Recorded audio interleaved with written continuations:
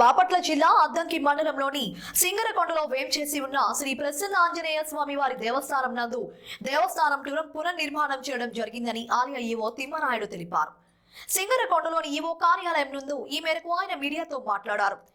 దేవస్థాన పునర్నిర్మాణం సందర్భంగా ఈ నెల 14వ తేదీ నుంచి 19వ తేదీ వరకు మహా కుంభాభిషేక కార్యక్రమం నిర్వహిస్తున్నట్లుగా ఆయన పేర్కొన్నారు. ఈ కుంభాభిషేక కార్యక్రమానికి శృంగేరి పీఠాధీశ్వరులు భారతీ తీర్థస్వామి వారి ఆశీస్సులచే శృంగారి శ్రీ శారదా పీఠం ఉత్తరాధికారి శ్రీ విధుశేఖర భారతీ మహాస్వామిజీ స్వహస్తాల మీదుగా నిర్వహించడం జరుగుతుందని పేర్కొన్నారు. కాగా స్వామివారు 18వ తేదీన సాయంత్రం దేవస్థానానికి చేరుకుంటారని, దాదాపు 60 మంది శృంగేరి పీఠానికి చెందిన వేద పండితులు ఈ కుంభాభిషేక కార్యక్రమంలో పాల్గొని పూజా కార్యక్రమం నిర్వహిస్తారని తెలిపారు. అలాగే ఈ కుంభాభిషేక కార్యక్రమానికి 100 మంది యాజ్ఞికులు, 30 మంది వేద పండితులు ఈ కార్యక్రమానికి రావడం జరుగుతుందని పేర్కొన్నారు. ఈ కార్యక్రమం మొత్తం స్థానిక శాసనసభ్యులు విద్యుత్ శాఖ మంత్రి గొట్టిపాటి రవికుమార్ ఆధ్వర్యంలో జరుగుతోందని తెలిపారు. మంత్రి గొట్టిపాటి రవికుమార్ సహాయ సహకారాలతో భక్తులకు ఎలాంటి ఇబ్బందులు కలగకుండా ఏర్పాట్లు చేస్తున్నట్లుగా పేర్కొన్నారు. కార్యక్రమానికి దేవాదాయ శాఖ మంత్రి ఆనం నారాయణ రెడ్డి, మంత్రి డోలా బాల వీరాంజనేయ స్వామి, పర్చూరు ఎమ్మెల్యే ఏలూరు సాంబశివరావుతో పాటుగా పలువురు ఎమ్మెల్యేలు, ఎంపీలు హాజరవుతారని పేర్కొన్నారు. అలాగే స్వామివారి ధ్వజస్తంభాన్ని నూతనంగా ఏర్పాటు చేస్తున్నామని చెప్పారు.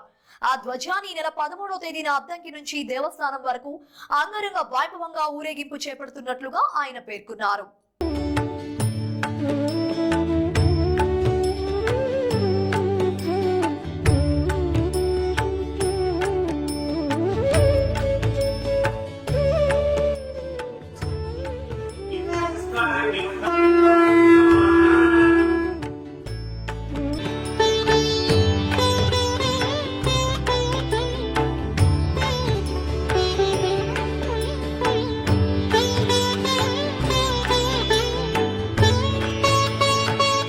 ఈ క్షేత్రం విశేషం ఏంటంటే దక్షిణముఖంగా స్వామివారు ఆవిర్భవించడం, దక్షిణ నైరుతిలో నరసింహస్వామి దేవాలయం ఉండడం, ఉత్తర ఈశాన్యంలో పవిత్రమైన భవనాసి తటాకం సుమారు 1200 ఎకరాల్లో భవనాసి ఇదివరకు నది ఉండేది.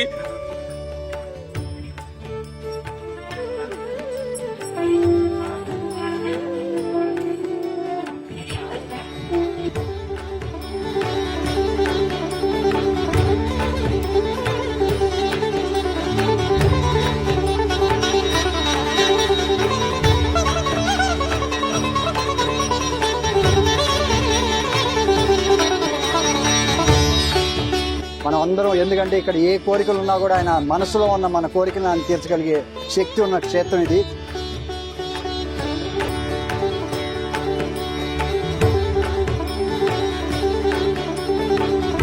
మాది నెల్లూరు జిల్లా నుంచి, కావలి నుంచి వచ్చామండి.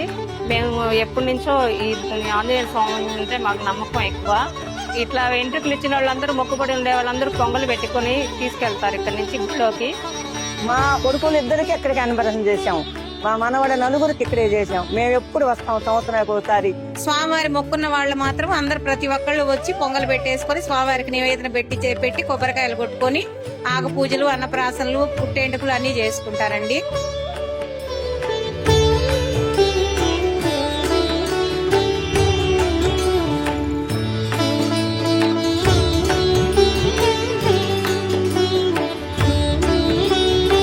నేను 2 నెలలకు ఒకసారి వస్తానే ఉంటాను. 2 నెలలకు ఒకసారి భోజనం బ్రహ్మాండంగా ఉంటుంది, ఇబ్బంది లేదు, ప్రశాంతంగా వడ్డిస్తారు, పంపిస్తారు.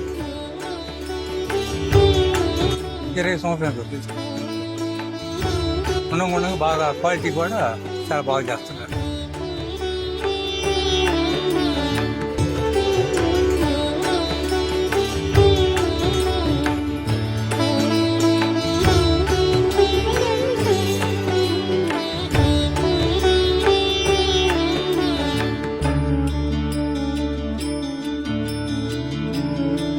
నమస్కారం. శ్రీ ప్రసన్నాంజనేయ స్వామి దేవస్థానం సింగరకొండ నందు నూతన దేవాలయం నిర్మాణం జరిగింది. ఈ నిర్మాణాన్ని మే 19వ తారీఖున ప్రారంభించడం జరుగుతుంది. ఆ సందర్భంగా కుంభాభిషేకాన్ని నిర్వహిస్తున్నాము. జగద్గురులు శృంగేరి పీఠాధిపతి స్వామివారిచే ఈ కార్యక్రమము దిగ్విజయంగా పూర్తి చేయడానికి కావాల్సినటువంటి ఏర్పాట్లు చేశాము. కావున భక్తులందరూ పాల్గొని ఈ దేవుని ఆశీస్సులు పొందగలరని ఆశిస్తున్నాము. నమస్కారం. శ్రీ ప్రసన్నాంజనేయ స్వామి వారి దేవస్థానం సింగరకొండ నందు దేవస్థాన పునర్నిర్మాణం చేయడం జరిగినది. ఈ పునర్నిర్మాణం సందర్భంగా 14వ తారీఖు నుంచి 19వ తారీఖు వరకు మహాకుంభాభిషేక కార్యక్రమాన్ని నిర్వహించడం జరుగుతుంది. ఈ మహాకుంభాభిషేకం కార్యక్రమాన్ని శ్రీ శ్రీ జగద్గురువులు శృంగేరి పీఠాధిపతి అయినటువంటి శ్రీ విధుశేఖర భారతీ తీర్థ స్వామి వారి చేత నిర్వహించడం జరుగుతుంది. వారు 18వ తారీఖున సాయంత్రం 6 గంటలకు దేవస్థానానికి విచ్చేయుచున్నారు. 18వ తారీఖు నుండి 19వ తారీఖు సాయంత్రం వరకు ఇక్కడే విడుదల చేసి స్వామివారి యొక్క పూజా కార్యక్రమాలన్నీ కూడా వారు నిర్వహించారు. అదేవిధంగా వారి వెంట శృంగేరి పీఠ బృందం దాదాపు 60 మంది పరివారం కూడా ఈ కార్యక్రమానికి వస్తున్నారు. అలాగే స్వామివారి మహాకుంభాభిషేక కార్యక్రమ నిర్వహణ కొరకు దాదాపు 100 మంది యాజ్ఞికులు, 30 మంది వేద పండితులను కూడా ఇక్కడికి రావడం జరుగుతుంది.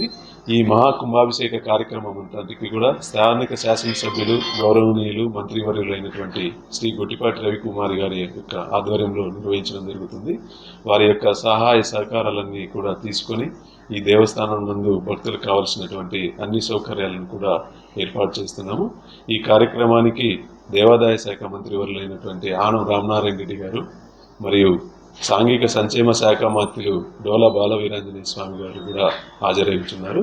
అలాగే ఈ ప్రాంతంలో ఉన్నటువంటి ప్రముఖ శాసనసభ్యులు మరియు దేవుని యొక్క భక్తులైనటువంటి దామచర్ల జనార్దను గారు మరియు వినుకొండ శాసనసభ్యులు ఆంజనేయులు గారు, అలాగే పార్లమెంటు సభ్యులైనటువంటి తెన్నేటి కృష్ణప్రసాద్ గారు, అలాగే నరసరావుపేట పార్లమెంటు సభ్యులైనటువంటి లావు కృష్ణదేవరాయలు మరియు బాపట్ల ఎమ్మెల్యే వర్మ గారు, దర్శి టీడీపీ ఇన్ఛార్జ్ అయినటువంటి గొట్టిపాటి లక్ష్మి గారు వంటి అనేక మంది ప్రముఖులు కూడా హాజరవుతున్నారు.